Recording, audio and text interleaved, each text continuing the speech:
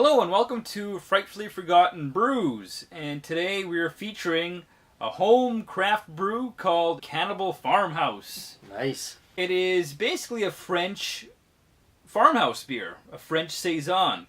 It's a little high on the alcohol content, about 7%. And you can't really taste it that much, that high alcohol content. It's got kind of a maltier taste. So here's the recipe. It's made using 8 pounds of Pale Malt, 3 pounds of Vienna Malt, 1 pound of Aromatic, and 1 pound of Biscuit.